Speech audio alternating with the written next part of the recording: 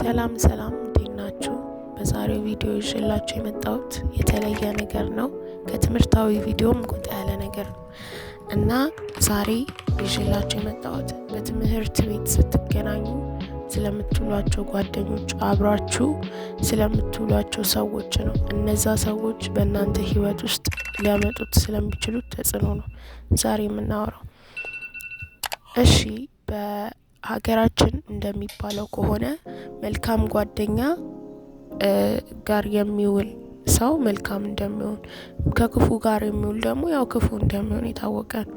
ወይ ደግሞ እንደዚህ የሚባል አባባል አለ፣ ስለ ጓደኛህ ንገረኝና ስለ አንተ እነግርሃለሁ የሚባል አባባል አለ።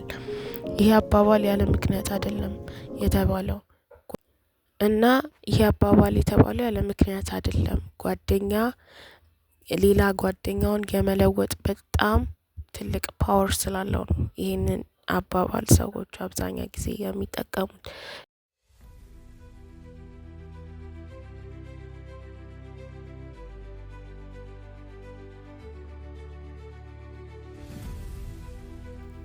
እሺ፣ በመጀመሪያ እናንተ ስኬታማ መሆን የምትፈልጉ አይነት ሰዎች ከሆናችሁ፣ ነገር ግን በዙሪያችሁ ብዙ ሰዎች ካሉ እናንተ በእውነት ኮምፕሊትሊ ሰክሰስፉል የመሆን አይዲያ የላችሁ ማለት ነው። ይህ ማለት ምን ማለት ነው? አብዛኛ ወደ ስኬት የሚወስዱ ወደ ጥሩ ነገር የሚወስዱ መንገዶች ጠባብና ምቾት የማይሰጡ ናቸው።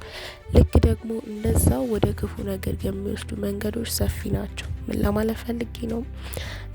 እናንተ ወደ ስንፍና የምትጠጉ አይነት ሰዎች ከሆናችሁ፣ ህይወታችሁ በፌዝ የተሞላ አይነት ሰዎች ከሆናችሁ፣ በእናንተ ዙሪያ ያሉት ጓደኞቻችሁ በጣም ነው የሚበዙት። በጣም ብዙ ጓደኞች ይኖሯችኋል። በጣም ብዙ የሚያጫውቷችሁ ሰዎች፣ ከእናንተ ጋር የሚያሸረግዱ በጣም ብዙ ሰዎች ሊኖሩ ይችላሉ። ነገር ግን በዛው ከተቃራኒ ስኬት የምትፈልጉ ከሆነ፣ ራሳችሁን ማሳደግ የምትፈልጉ አይነት ሰዎች ከሆናችሁ እመኑኝ፣ አንድ ወይም ከሁለት በላይ ጓደኛ ሊኖራችሁ አይችልም። ምክንያቱም አብዛኛው የስኬት መንገድ ጠባብና የሚቆረቁር ስለሆነ